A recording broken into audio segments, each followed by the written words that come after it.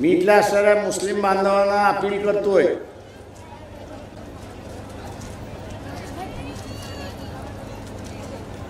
निपुर शर्मा नावाच्या महिलेचं वक्तव्य आपण सगळ्यांनी ऐकलेलं आहे 2-3 वर्षापूर्वी.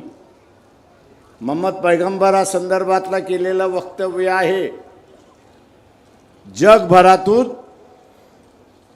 भारताचा निषेध झाला,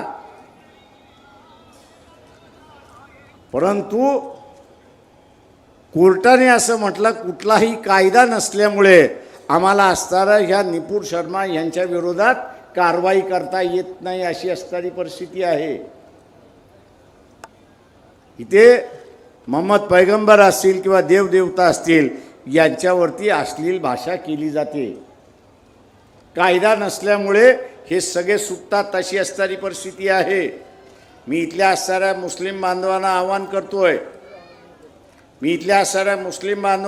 करतोय की या निवडणुकीचं मत मोहम्मद पैगंबराच्या नावाचं मत आपण केलं पाहिजे.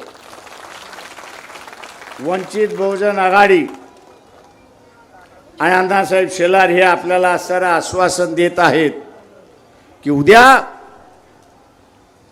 विधानसभेमध्ये निवडून गेलो, जो कायद्याचा अभाव आहे तो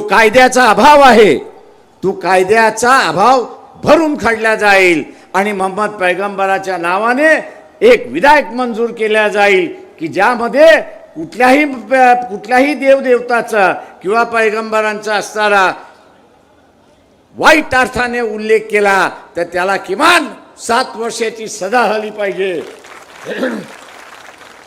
किमान 7 वर्षाची असणारी सजा झाली पाहिजे असं विधेयक आम्ही मंजूर करणार आहोत.